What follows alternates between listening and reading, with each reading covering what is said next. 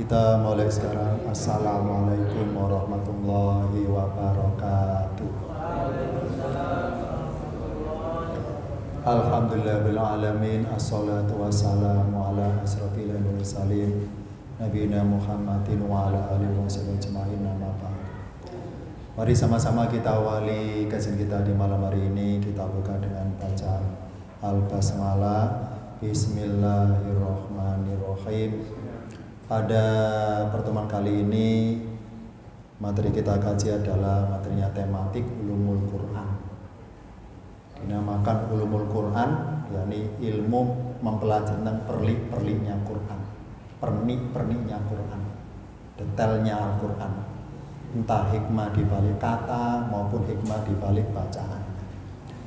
Pada pertemuan kali ini akan kita bahas tentang tenggang waktu dalam bacaan pada suatu lafaz di Al-Quran, agar kita diharapkan setiap baca Quran ketemu lafaz dimaksud semakin berkesan, semakin tersentuh, ya, tidak sekedar formalitas membaca Quran tapi ada kesan.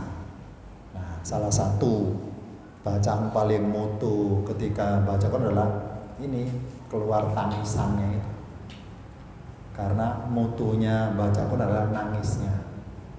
Jadi barang siapa selama ini baca Quran tidak pernah nangis, berarti tidak ada penghayatan. Atau barangkali penghayatannya salah, baca suatu surat di Al-Baqarah tapi nangis, bukan nangis ayatnya, nangis yang lain barangkali, entah barangnya hilang, ditangisi, padahal dibaca tentang surat sapi betina, ini tidak nyambung. Yang dibaca surat sapi betina tentang penyembelihan sapi betina, tapi nggak nangisi sapinya, nangisi pada yang lain. Nah, dengan diharapkan pada bulan kali ini kita akan mempelajari tentang tengah waktu bacaan agar semakin berkesan. Dari materi ulumul Quran ini saya kutip satu kaidah paling mendasar dalam pelajaran studi tentang Al-Quran. yakni kalimatnya berbunyi ziyadatul mabni tadullu ala ziyadatil makna. Ini kaidah paling mendasar dalam kajian ulumul Quran. Ziyadatul mabni tadullu dari mana? Ini kalau dirikan per kalimatnya ziyadatul mabni, tambahan model, penambahan model atau bina itu model. Tadullu menunjukkan ala ziyadatil makna, atas penambahan makna. Ini kalau arti per kalimatnya.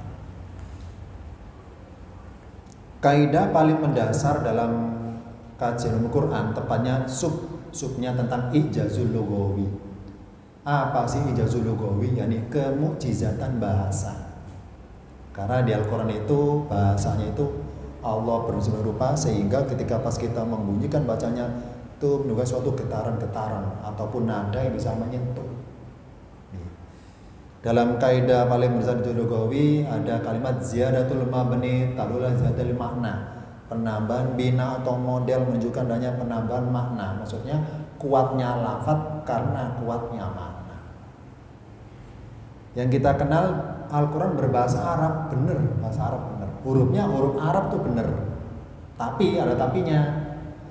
Al-Quran susunan kalimatnya itu punya gaya bahasa tersendiri, namanya uslub. Apa uslub? Gaya bahasa. Jadi ada gaya bahasa Arab, ada gaya bahasa Al-Quran.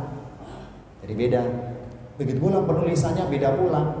Contoh misalnya, dalam bahasa Arab ada kata berbunyi ba'u. Tulisan ba'u, ba, alif, hamzah, wawu, akhirannya alif. Wawu alif akhirannya. Tulisan ba'u dalam bahasa Arab, ba'u artinya mereka kembali. Sedangkan dalam bahasa Al-Quran tulisan ba'u oleh Allah di Al-Quran tulisannya ba, alif, hamzah, wawu, tidak pakai alif, hanya berakhiran wawu. Meskipun bentuk jadi bacanya sama, ba'u dalam bahasa Arab, u-nya dibaca panjang karena matobi'i, hamzah ketemu wawu sukun. Begitu pula dalam bahasa Quran, ba'u, hamzah ketemu wawu sama dibaca matobi'i. Nah, dua ketukan maksudnya sama. Bentuk jadi bacanya sama, tapi pemahamannya berbeda karena hilangnya satu huruf aja merubah pemahaman maknanya. Ketambahan satu huruf saja merubah pemahaman maknanya. Ba'u dalam bahasa Arab akhirannya waw alif. Ba'u dalam Al-Quran enggak pakai alif, hanya waw saja. Artinya sama, mereka kembali. Begitu pula contohnya misalnya yatslu. Dalam bahasa Arab yatslu tulisannya ya, ta, lam, waw. Yatslu artinya mereka membaca, maaf ya, dia membaca, mereka membaca atau mereka membacakan. Yatslu, mereka membacakan. Tapi di Al-Quran tulisan yatslu, ya, ta, alif, waw, ada alifnya lagi. Sama bentuk jadi bacanya. Yatslu, lu-nya panjang. Yatslu, mereka membacakan. Oh, berarti ada kalanya di Al-Quran ada suatu kata harusnya pakai alif, oleh Allah di Al-Quran nggak pakai alif. Dan sebaliknya ada suatu kata di Al-Quran harusnya nggak boleh pakai alif, tapi Allah di Al-Quran justru pakai alif. Nah, akan kita kaji hari ini apa hikmahnya ketambahan satu huruf aja merubah pemahaman makna itu sendiri. Oh, berarti gaya bahasa Arab beda dengan gaya bahasa Al-Quran. Hurufnya huruf Arab, tapi penulisannya, susunan hurufnya beda dengan bahasa Arab pada umumnya. Contoh misalnya, sebetulnya contohnya banyak ya. Ini karena kita waktunya singkat ya, saya contohkan dua aja. Tepatnya Al-Baqarah 129. Saya baca per kalimatnya. Rabbana, wahai Tuhan kami. Ini doanya Nabi Ibrahim alaihissalam. Setelah beliau selesai membangun Ka'bah, selesai, beliau berdoa seperti ini. Rabbana, wahai Tuhan kami, wa ba'ath, kalau perkataannya kasroh, wa ib'ath fihim, dan bangkitkanlah pada mereka. Him ini orang Mekah maksudnya. Rasulan, seorang rasul, minhum, dari mereka. Jadi rasul yang asal-usulnya dari orang Mekah sendiri, gitu maksudnya minhum. Yatslu, yakni si rasul itu, yatslu, dia membacakan alaihim atas mereka ayatika, ayat-ayatmu. Wa yu'allimuhum, dan dia mengajarkan mereka alkitab wal hikmata, kitab dan hikmah. Itu berarti. Di sini kalimat yatslu di Al-Baqarah 129, yatslu tulisannya akhirnya waw alif. Yatslu waw alif. Ini kalau tujuan bahasa Arab, maaf ya, salah ini. Salah. Nggak boleh pakai alif maksudnya, salah ini. Berhubung Quran nggak boleh disalahkan, gitu kesimpulannya. Karena Quran baru menyalahkan. Salah ini, secara bahasa Arab salah ini yatslu. Berhubung Quran nggak ada berani menyalahkan. Nah, sekarang Allah itu hikmahnya membuat seperti ini. Allah mengajak para pakar bahasa Arab untuk mengungkap apa hikmahnya Allah tambahi alif. Contoh kedua, ini sungguh dalam Al-Baqarah 61. Temanya tentang sindiran dari Allah kepada Bani Israil, kaum Nabi Musa alaihissalam. Wa duribat alaihim, dan ditimpakan atas mereka adzillatu wal maskanatu, kenistaan dan kehinaan. Waba'un, dan mereka kembali biqadabin, dengan kemurkaan minallahi, dari Allah. Dalika, demikian itulah, bi'annahum, dengan sebab sesungguhnya mereka. Maksudnya kenapa mereka dimurkai? Ini alasannya. Bi'annahum, dengan sebab sesungguhnya mereka. Kanu, mereka adalah yakfuruna, mereka mengingkari biayatillahi, dengan ayat Allah. Tulisan ba'u di Al-Baqarah 61, ba'u hanya akhiran wawu, tidak pakai alif. Ini secara bahasa Arab salah ini. Berhubung Quran nggak ada berani menyalahkan. Nah, mengungkap apa hikmahnya. Di satu sisi Allah tambah alif, si yang lain justru dihilangkan alifnya. Ini namanya ziyadatul mabni, penambahan model. Ditambah alif supaya modelnya berubah, dikurangi alif supaya modelnya berubah. Ziyadatul mabni tadulu ala ziyadatil makna, penambahan bin atau model menunjukkan adanya penambahan makna. Misalnya penambahan dalam tenggang waktu bacaan. Jadi di Al-Quran itu ada kalimat panjang pendek yang kita kenal dengan tajwid ya, kapan dipanjangkan memendekkan. Itu enggak sekedar tajwid. Agar kita pas baca Quran nggak sekedar bermodalkan ilmu tajwid, tapi bermodalkan ulumul Qur'annya ikut juga. Ya, ini penambahan tenggang waktu dalam bacaan juga menunjukkan adanya penambahan mana dari lafadznya itu, mengapa bacanya pendek, mengapa bacaan panjang, agar kita semakin tersentuh ketika membaca kalimat pendek maupun panjang. Ini juga tinjau dalam hal ziyadatul mabni, penambahan model dalam hal bacaannya. Selain tulisannya ditambah alif, dikurangi alif, juga bacaannya. Kadang-kadang Allah pendekkan harusnya dipanjangkan, dan kadang-kadang Allah panjangkan harusnya dipendekkan. Contoh, ini 30 juz contoh banyak sebetulnya. Ini sambil ayat terkenal. Pertama saya ambil dari surat Al-Kafirun ayat 1 sampai dengan 6. Ini saya baca per kata. Qul, katakanlah, ya ayyuhal kafiruna, wahai orang-orang yang kafir, boleh. Orang-orang yang ingkar juga boleh. Di Al-Quran ada dua kategori ayat Quran. Yang pertama ada ayat turun di Mekah, yang kedua ada ayat turun di Madinah. Nah, untuk mengetahui ini salah satu ciri khas identitas ayatnya ini kita tahu. Ayat-ayat turun di Mekah itu kalau nyebut orang-orang kafir, lafadznya al-kafiruna, al-kafirina, pakai kata benda atau isim namanya. Tapi kalau nyebut orang kafir di Madinah berbunyi aladina kafaru. Nah, pakai fiil kata kerja kafaru. Jadi ketika kita nemu ayat ada kata-kata aladina kafaru sama dengan al kafirun, artinya sama bentuk jadi. Al kafiruna orang-orang yang ingkar, aladina kafaru orang-orang yang ingkar, sama terjemahnya tapi beda lafadznya. Kalau nyinggung orang yang ingkar-ingkar di Madinah itu yang alladzina kafaru, nyinggung orang Yahudi maksudnya. Sedangkan al-kafiruna nyinggung orang musyrik di Mekah. Jadi beda objek bicaraannya. Karena al-kafirun turun di Mekah, makanya berbunyi qul ya ayyuhal kafiruna, tidak berbunyi qul ya ayyuhalladzina kafaru, gitu maksudnya. Nah, enggak berbunyi ya ayyuhalladzina kafaru, enggak gitu ayatnya. Karena orang Mekah, orang Madinah ya ladina kafaru. Orang Mekahin berarti. La a'budu, tidaklah aku menyembah, boleh menyembah, boleh mengabdi. Ma ta'buduna, apa yang kalian sembah. Wala antum, dan tidaklah kalian, wahai orang Mekah, abiduna, orang-orang yang penyembah atau pengabdi. Ma a'budu, apa yang aku sembah. Wala ana, dan tidaklah aku. Ini semua lafaz ana di Al-Quran. Di atas alif ada tanda lingkaran kecil ya, bundar, itu bukan sukun itu. Itu bermaksud bahwa alifnya harus ada tertulis tapi tidak terbaca. Makanya bacanya ana itu pendek, ana pendek. Oh, berarti semua lafaz ana dibaca pendek dong? Iya. Iya. Mengenai kenapa dipendekkan? Tujuan umul Quran. Ini namanya ana, itu artinya aku. Nah, kata-kata aku itu ada huruf nunnya tengah-tengah. Ana ada nunnya.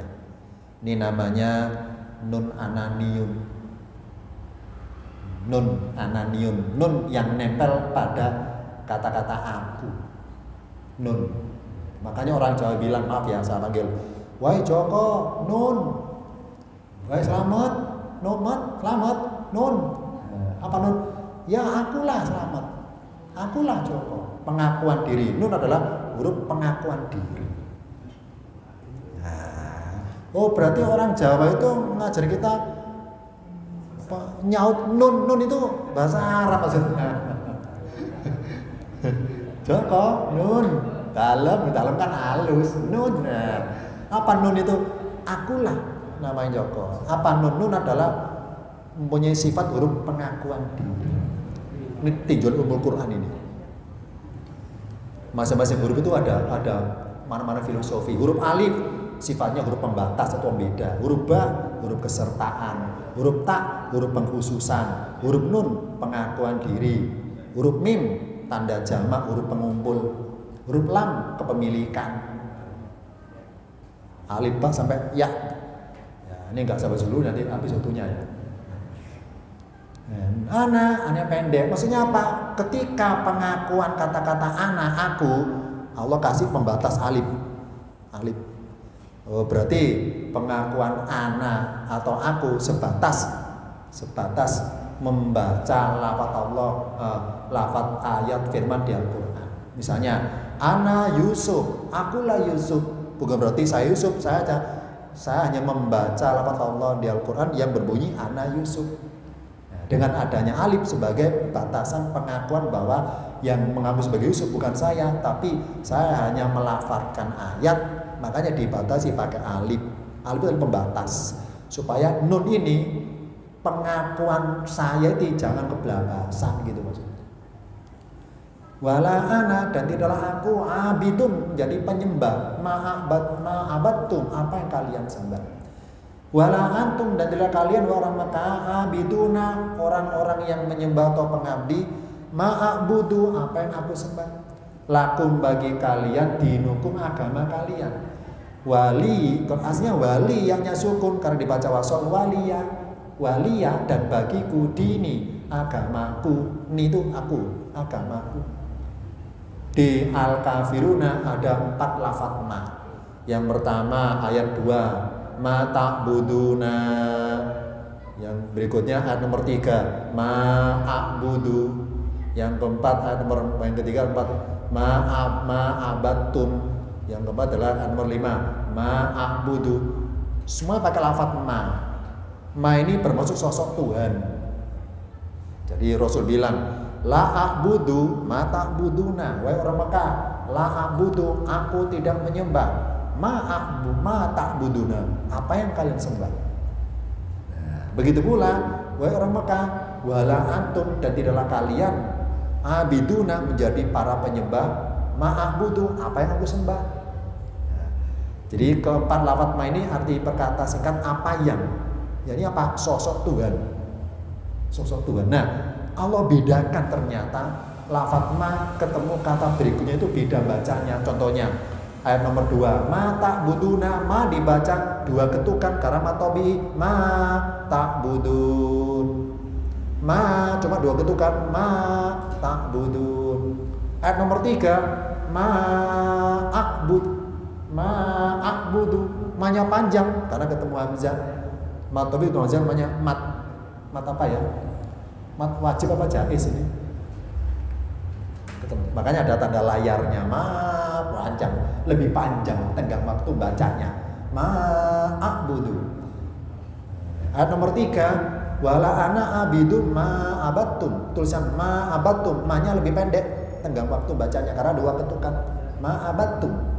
Tapi ketika baca ma'abudu selalu ma-nya ketemu hamzah supaya jadi panjang. Ada tanda layarnya ombak ma'abudu. Jadi sama-sama ma artinya sosok Tuhan, tapi berhubung bacanya tenggang waktunya ada pendek ada panjang, pengaruh kepada pemahaman makna. Pengaruh. Nah, sekarang kita ungkap apa hikmahnya kalau nyinggung Tuhannya orang kafirun, ma-nya Allah pendekkan. Kalau nyinggung Tuhan Allah, ma-nya Allah panjangkan karena ketemu hamzah. Ayat dari Al-Kafirun ayat 3 dan ayat 5 yang berbunyi ma'abudu, yang berakhiran ma'abudu dibaca lebih panjang daripada ma-ta'buduna atau ma'abattu. Dibaca lebih panjang. Nah, lebih panjang itu bermuatan filosofi apa? Yakni sosok Tuhan yang aku sembah wahai orang Mekah lebih agung daripada sosok Tuhan yang kalian sembah. Dengan selisih tenggang waktu bacaan lebih lama bacanya, lebih panjang bacaannya, maka ada unsur lebih Tuhan saya daripada Tuhan kalian. Jadi kalaupun ada Tuhan selain Allah, masih kalah sama Allah gitu kasarnya. Wahai orang Mekah, kalau kalian yakin bahwa Tuhan selain Allah itu ada, masih kalah sama Tuhan saya. Makanya lafaz ma kalau merujuk kepada Allah lebih panjang tenggang waktu bacanya. Ma'abudu dipanjangkan, ada tanda layarnya karena ketemu hamzah. Ini lebih panjangnya bermaksud lebih agungnya sosok Tuhan yang aku sembah daripada yang kalian sembah. Oh, berarti tenggang waktu lama bacaan ma bermaksud ma yang ayat 3 berbunyi ma'budu dan ayat nomor 5 ma'budu itu bermaksud ma tenggang waktu lama bacanya itu lebih mengagungkan sosok Tuhan Allah, lebih lama bacaannya juga bermaksud lebih mengagungkan sosok Tuhan Allah. Nah, ini kan pas kita bacanya tersentuh. Jadi merasa bangga, punya keyakinan bahwa Tuhan itu Allah, merasa bangga. Ketika baca ma'bud, gitu, merasa bangga. Ini satu. Contoh yang kedua, surat Az-Zalzalah boleh atau Zilzalah juga boleh. Famay ya'mal, maka barang siapa mengerjakan atau berbuat mithqala dzarratin, mithqal. Bukan miskol loh ya, miskol. Oh, di miskol ya. Miskol itu seberat mithqala dzarratin, seberat biji. Khairon yakni kebaikan. Kalau berkata khairon, yarahu, misalnya dia melihatnya dalam kurung melihat balasannya. Kalau dibaca pakai tajwid famay ya'mal mithqala dzarratin khairan yara. Wa may ya'mal, dan barang siapa mengerjakan atau berbuat mithqala dzarratin, seberat biji, syarron yakni keburukan, yarahu, misalnya dia melihatnya, melihat balasannya. Ini mengenai lafaz darro dalam indeks kamus bahasa Arab banyak artinya, banyak. Nah, dari banyak artinya darrotin itu semuanya kalau dihubungkan dengan ayat cocok semua. Maksudnya pas semua gitu. Ada darotin artinya biji sawi, ada darotin artinya biji ato.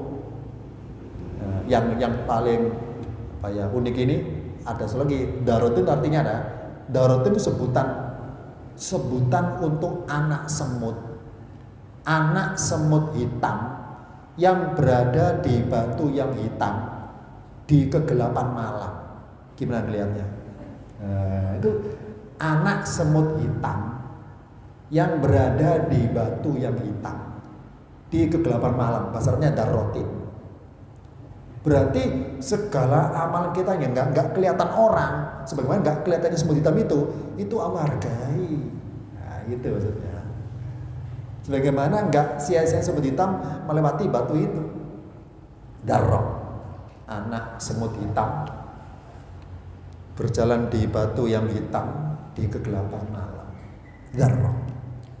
Di sini dua darroh ya, darrotin khairan yarahu, satu lagi darrotin syarran yarahu. Ketika membaca tentang kebaikan, khairan darrotin khairan, tin kho, pertemuan tin menuju kho itu pendek, tin kho, darrotin kho, cepat, nggak ada matobi'i, darrotin kho. Makanya ini karena saya copy paste dengan Quran Madinah. Di Quran Madinah ada pengkodean tulisan tanwin di Madinah itu, di Quran Madinah. Apa? Ketika bacaan tanwin itu idhar atau jelas, maka tanda tanwinnya garisnya itu sejajar. Jadi kanan kiri itu sejajar, dua baris. Tin, nah, dua jelas idhar. Tapi kalau dibaca ifa, pokoknya enggak idhar, itu garisnya dimiringkan, jenjang. Tin, nah, dimiringkan. Yang merasa punya Quran Darul Madinah, yang pernah berhaji atau berumroh, beli di sana, bawa pulang, itu kalau kita baca Quran Madinah itu terbantukan dengan pengkodean itu sendiri. Darrotin kho, tin, kenapa tinnya jelas? Karena garisnya sejajar. Sedangkan tentang syarron, darrotin, syarrotin, jadi ifa kan ya, tin, syarron, agak merambat, tin, merambat masuknya itu nyambungnya menuju shin, tin, merambat, ada tenggang waktu lama masuknya dibanding tin khairan. Nah, berarti tentang kebaikan darrotin, tentang kebaikan sebiji, seberat biji tentang kebaikan itu bacanya tin kho, cepat, tin kho, pendek bacanya.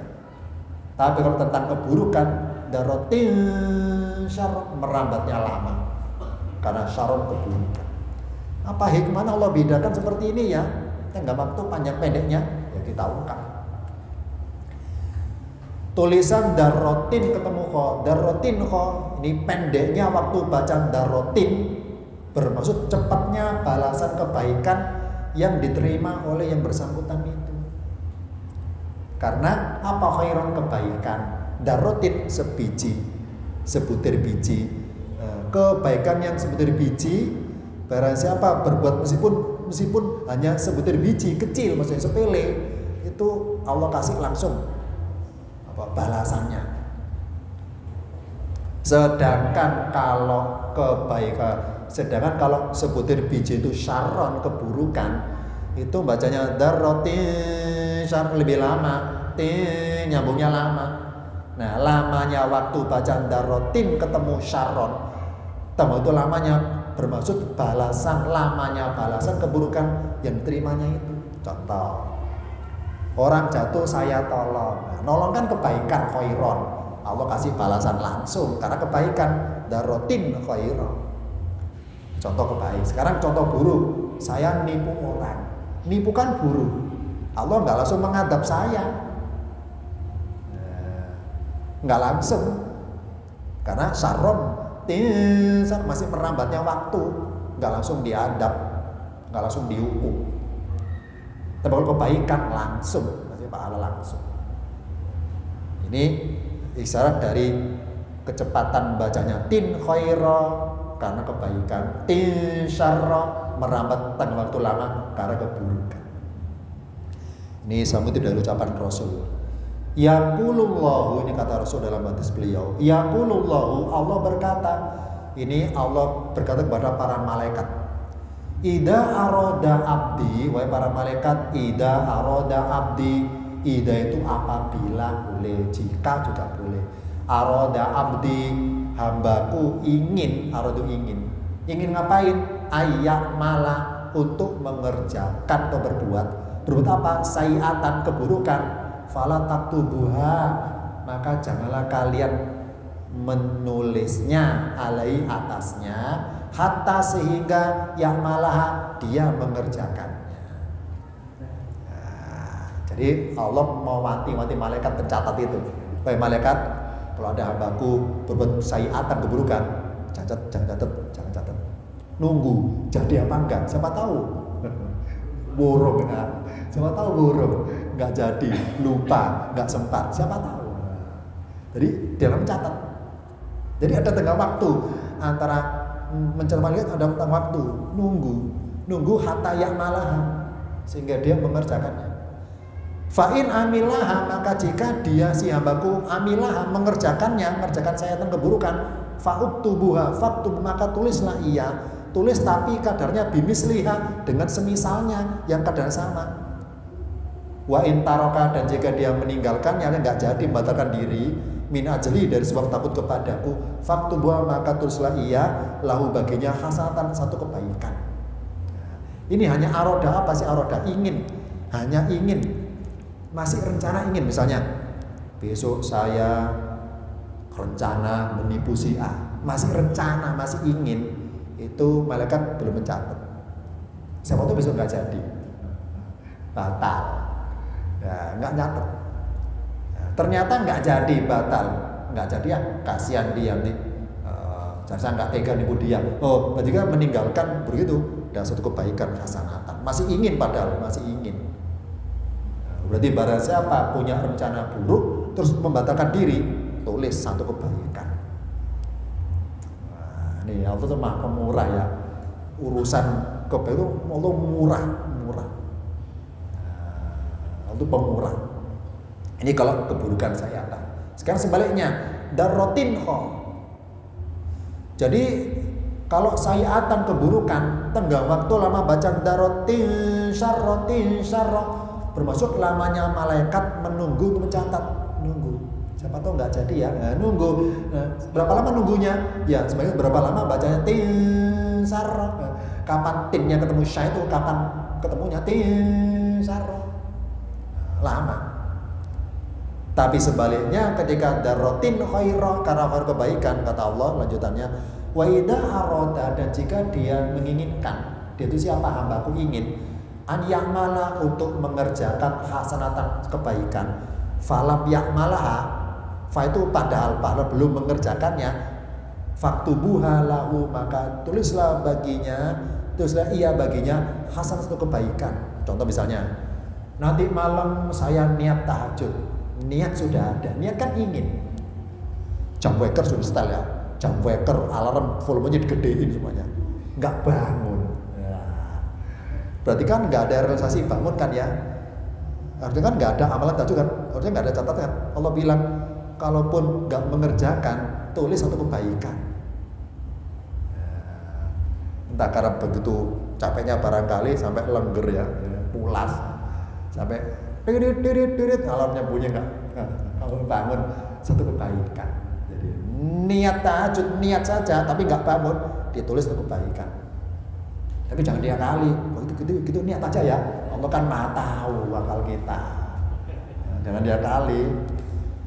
Lanjutannya, faida amilaha, maka jika dia mengerjakannya, alias ada realisasi jadi sungguhan tahajud nanti malam. Faktubuallahu, maka tulislah ia lahu bagi bi asri amsalia, dengan 10 kali lipat semisalnya. Jadi ibaratnya niat sholat tahajud 1 rakaat, nilainya 10 kali lipat rakaatnya, kayak 10 rakaat gitu. Ila sabimiatin, ila itu sampai, sabai itu 700. Ini kalau kita hubungkan, kenapa ya dalam Islam itu kok bicara mengenai lipat ganda ya, satu kebaikan lipat ganda 10. Gimana gitu matematikanya 10 itu? Nah ini suatu ketika para sahabat tanya Rasul, ini bahasa saya biar terjemahnya bebas. Ya Rasul, apa benar benda mati itu bertasbih kepada Allah, apa benar? Nah, ini tanya Umar ini. Akhirnya Rasul ngambil kerikil, taruh di tangannya. Kerikilnya bertasbih, subhanallah, subhanallah. Jadi para sahabat bilang, oh iya bener ya, benda mati kerikil tuh bertasbih, ternyata bersuara, subhanallah, subhanallah. Umar kan kritis, ya Rasul itu kan di tangan Anda. Tangan Anda kan bermujizat, coba pindah ke tangan saya. Dipindah, mana-mana tanganmu. Tetap bertasbih, subhanallah, subhanallah. Oh berarti apa yang kita makan, beras bertasbih, padi bertasbih. Karena semua makhluk bertasbih pada muji Allah. Karena kita makan beras, ya, makan padi, makan sayuran karena lalapan, makan ayam, makan bebek, semua ikan yang kita makan itu bertasbih lewat gerak sholat kita itu. Jadi kesannya yang sholat kita, tapi semuanya turut serta, makanya lipat ganda, jadi lipat ganda. Oh berarti barang siapa berbuat kebaikan, mengikut sertakan semakin banyak benda-benda dia ajak, makanya bi asri amsalia, 50, 10 kali, bahkan 700. Kalau banyak benda sampai ratusan ikut. Kancing baju, kain, ini ikut sholat ini, benang ikut sholat, makanya lipat ganda. Karena semua benda mati bertasbih. Kalau kita ajak senang mereka, lipat ganda. Ini hikmahnya. Oh berarti darotin kho cepet baca tin ketemu kho itu cepetin kho, nggak lama-lama. Berarti pendeknya waktu baca darotin ketemu kho, berarti cepatnya malaikat untuk mencatat. Bismillah Allah, dan niat tahajud, niat catat itu kebaikan. Jadi nggak jadi urusan nanti, tuh catat dulu. Bersyukurlah kita ya, masih ingin aja langsung catat. Kalau kebaikan tin khairah, kalau keburukan nggak dicatat. Ini diharapkan pas kita baca ini darotin khairah, kesana penghayatannya. Alhamdulillah, ingin saja tuh dihargai Allah berupa catatan. Kalau keburukan nggak dicatat, sarotin masih merambat. Contoh ketiga.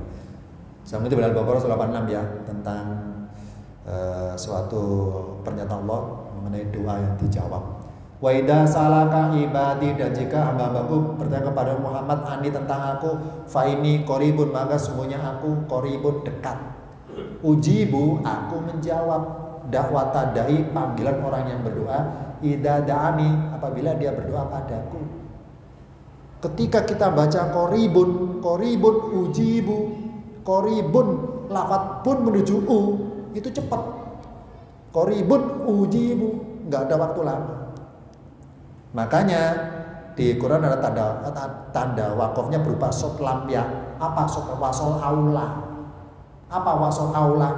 Nyambung lebih utama daripada berhenti. Itu kalau tinjauan tajwid. Kalau tinjauan pemandu Quran, maksudnya apa? Berarti Allah lebih mengutamakan langsung jawab daripada enggak jawab. Karena wasol aula. Apa wasol? Nyambung merespon maksudnya. Qoribun ujibu. Jadi pendeknya waktu berbunyi baca qoribun u itu Allah itu dekat. Karena dekat Allah menjawab. Kapan jawabnya? Langsung. Dema taunya langsung qoribun ujibu. Bun menuju u itu cepet bacanya. Enggak ada matobi'inya, enggak tengah waktu. Nah, qoribun ujibu itu segeranya Allah menjawab doa dari hambanya tanpa menunggu dalam waktu lama. Karena enggak ada bacaan lama. Bun ketemu u. Makanya di Quran Madinah doma ten tandanya seperti ini. Doma ada topinya di atas. Tapi kalau bacanya selain idhar, domanya double, doma gitu. Karena di Quran Madinah kalau doma ten ada dua kode, domanya double atau doma satu kasih topi gini. Bedanya kalau doma kasih topi gini berarti idhar, bacanya cepet. Tapi kalau domanya double mungkin ikhfa, mungkin idgham, pokoknya tidak idhar. Nah ini kan qoribun uji. Allah itu dekat. Karena dekat langsung menjawab. Nah, yang jadi masalah adalah tidak semuanya orang itu merasa bahwa itu dekat. Nah, sekarang terapinya. Ustadz kalau itu gimana caranya? Biar saya gampang merasakan bahwa itu dekat. Gampang apa? Gampang lupa maksudnya. Gampang gini caranya. Contoh pas Ramadan. Ini contoh pas Ramadan. Ini ruangan di depan orang saya nggak minum. Ya, orang yang nggak ada sepi saya minum. Nah, ketika kita mokel minum pas nggak ada orang, itu berkesan bahwa nggak merasa dilihat Allah gitu kesannya. Ya, berarti nggak merasa Allah dekat. Kenapa? Nggak merasa dilihat. Contoh kedua, di depan orang pas Ramadan ya, saya nggak minum. Orang yang nggak ada ruangan sepi tetap saya nggak minum. Kenapa? Karena saya yakin Allah melihat saya. Nah, perasaan merasa dilihat itulah namanya dekat. Contoh misalnya ada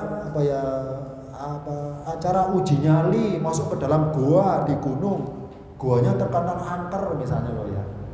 Nah, saya uji nyali berhubung oleh tim panitia sudah bawa kamera dan ngasih konik nambahkan tangan ya, kalau takut ya, oke beres. Nah, meskipun saya sendiri yang masuk gua itu, tapi karena merasa dilihat oleh panitia, dia pengurus, maka merasa dekat. Meskipun sendiri yang masuk gua itu, tapi karena dilihat, dipantau kamera, merasa dekat. Nah, ini salah satunya. Jadi barang siapa merasa Allah dekat, terapinya adalah pas kita puasa. Dengan puasa maka kita melatih jujur diri kita itu. Ada orang nggak ada orang, ya apa adanya, nggak minum, nggak makan. Nah ini kalau puasa. Kalau nggak pas puasa, ya keseharian kita itu. Jadi ada orang nggak ada orang, ya saya nggak ngambil. Nah, termanya intinya barang siapa merasa dilihat Allah terus, termanya merasa dekat. Begitu pula pas berdoa, nggak ragu.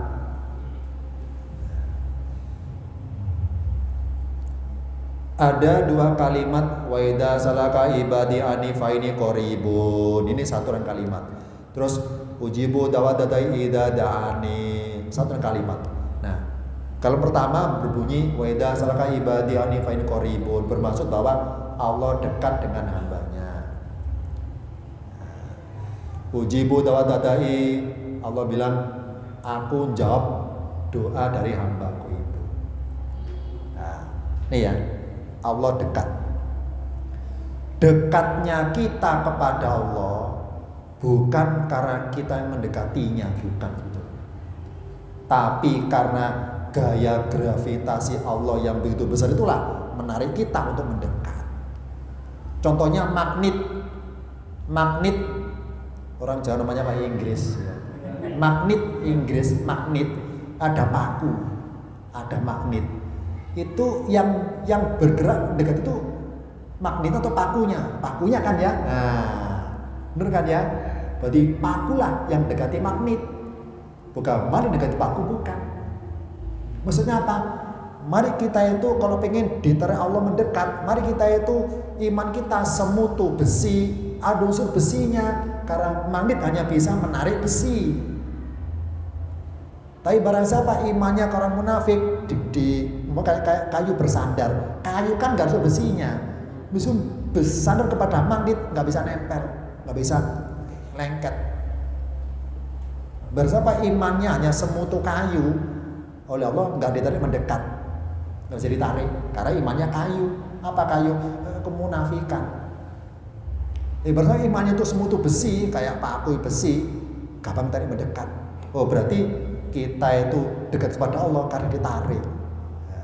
Contoh misalnya, saya orang buruk, banyak dolimi orang, Allah ingin mengampuni saya, betul ingin narik saya kan? Nah dengan cara apa? Saya digiring Allah, melihat suatu keadaan di mana orang jatuh, Allah minta saya, ada reaksi nolong apa enggak? Ternyata saya nolong. Oh berarti perbuatan nolong adalah tarikan dari Allah kepada saya supaya jadi orang baik. Sama di sini. Jadi barang siapa merasa punya perasaan Allah dekat, itu sudah bentuk sinyal kita ditarik itu. Karena punya perasaan tarik mendekat. Jadi pertemuan dua lafaz ini berarti semua doa pasti dijawab iya, karena koribun ujibu langsung, koribun ujibu langsung bacanya, Allah langsung jawab. Terakhir, kalau kita masuk tol ada kartu, tempelkan, langsung buka portalnya kan ya. Nah, oh berarti untuk membuka portal itu tempel kartu. Tempel kartu pindah saldo. Kalau kartu nempel pindah saldo. Nah dia nempel pindah saldo. Nempel aja udah saldo. Sekarang jari tangan di handphone, klik udah pindah saldo sudah aplikasi. Jadi Allah itu jawab doa kita nggak kayak kita secara manual nempelin dulu baru pindah saldo, nggak gitu. Allah tuh al-latifu jalla jalalu. Apa latifun? Mahalus cara jawabnya. Allah urusan ngasih rezeki itu al-latifu, latifun. Mahalus caranya menyampaikan rezeki kepada hambanya tidak dengan cara menyentuhkan langsung, tapi bisa dengan cara paling halus. Sedangkan kita kurang peka, apa itu jawaban dari doa kita. Contoh, ya Allah saya minta A, Allah ngasih B, merasa nggak dikabulkan akhirnya. Padahal B ini jawaban ini. Ya, coba dibuka B-nya, B kan kemasan casingnya, ada A di situ. Contoh terakhir, kaum Nabi Musa ini pernah kehausan di Tur Sina, istisqa minta hujan. Ternyata Musa yang mimpin sholat istisqa, ternyata setelah selesai nggak hujan. Padahal mimpin seorang rasul Nabi nggak hujan. Allah nyuruh Musa, pukullah batu, idrib biasokal hajaro, pukullah batu, fan fajaro, maka mancarlah air. Oh berarti Allah ngirim air kemasan nggak hujan lewat batu. Ini namanya jawaban. Kemasannya batu. Nah, mari kita mulai sekarang merasa dekat adalah yakin bahwa doa semuanya dijawab. Cuma kemasannya beda-beda, nggak harus berupa benda itu. Allah kasih benda lain yang seharga benda itu. Misalnya, ya Allah saya tuh sakit, tolong beli kesembuhan. Allah nggak ngasih sembuh, tapi ngasih sesuatu, misalnya pada anak kita, anak kita jadi alim soleh, anak kita jadi pandai, itu yang seharga rasa kesembuhan. Atau Allah kasih kita ketenangan rumah tangga, seharga kesembuhan itu. Jadi Allah tuh ngasih jawaban nggak harus ditempelkan terasa langsung, maksudnya nggak harus gitu. Allah maha canggih. Cuma kita aja yang kurang peka, hatinya nggak gembuk, nggak sensitif, nggak tipis, disentuh hidayah itu nggak paham, nggak peka. Ini dari pengertian koribun uji. Maka kesimpulannya adalah adanya tengah waktu lama dalam bacaan dan satu lafaz menunjukkan adanya mana yang mendalam dari lafaz itu sendiri. Jadi mulai sekarang kita ketika membaca suatu ayat pertemuan dua kata panjang pendeknya itu kesana penghayatan. Agar kita pas baca Quran semakin tersentuh dengan adanya lafaz tersebut, isyarat bahwa itu tenggang waktu bacaan pendek maupun panjang. Dari materi singkat untuk pertemuan hari ini, sebelum diakhiri, barangkali yang ditanyakan terakhir, silakan. Boleh. Di dalam Al-Quran itu Pak, tidak pernah dijumpai kata lafaz Allahumma, tapi robbana, misalnya robbana atina fid dunya hasanah. Kenapa tidak Allahumma atina fid dunya hasanah? Ya, jadi karena kita berdoa, Allah jawab ujibu da'wata da'i, kita berdoa dua lafaz ya, ada panggilan. Contoh aja Allahumma dan robbana, artinya beda. Allahumma artinya ya Allah, kalau robbana ya Tuhan kami. Ini satu artinya. Yang kedua, penghayatannya beda. Kalau berdoa bunyi Allahumma, itu namanya lit takribi, rasa kedekatan kepada Allahnya. Kalau robbana lit takdim, rasa pengaguan pada Allahnya itu. Jadi pas kita berdoa bunyi robbana, bayangkan kita hina, rendah, gak berdaya, Allah agung mulia. Pas kita baca Allahumma, bayangkan kita akrab, dekat ya, ke sana penghayatannya. Makanya jamaah haji di Mekah itu doa cuma satu, robbana atina. Kenapa enggak Allahumma atina? Enggak. Kenapa ke robbana? Supaya jamaah haji ketika sama-sama di depan Ka'bah sekaligus merasalah paling hina, paling rendah, enggak berdaya. Jangan merasa so akrab dengan Tuhannya, jangan merasa paling alim, paling soleh, jangan merasa gitu. Karena Allahumma itu merasa ke sana. Berarti ketika kita baca robbana atina, apa maknanya? Ya Allah, wahai Tuhan kami enggak berdaya, butuh pertolonganmu. Itu kesana apa maknanya? Enggak berdaya itu hinanya itu. Robbana atina. Kalau Allahumma atina apa maknanya? Rasa akrabnya ini, akrab maka merasa dekatnya itu. Nah, karena redaksi doanya pakai robbana atina, ya jangan dirubah Allahumma atina karena beda penghayatan. Terakhir, satu-satunya doa mempunyai dua nada panggil sekaligus, doanya Nabi Isa alaihissalam. Pakai Allahumma dan robbana, pakai dua-duanya. Allahumma robbana anzil alaina maidatan minas samai. Itu aja. Dengan Allahumma rasa kedekatan, robbana rasa hinanya.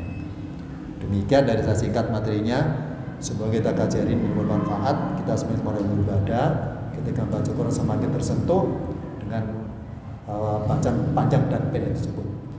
Kita akhiri dengan bacaan untuk majelis. Subhanallah wa bihamdika, asyhadu an la ilaha illa anta, astaghfiruka wa atubu ilaik. Wassalamualaikum warahmatullahi wabarakatuh.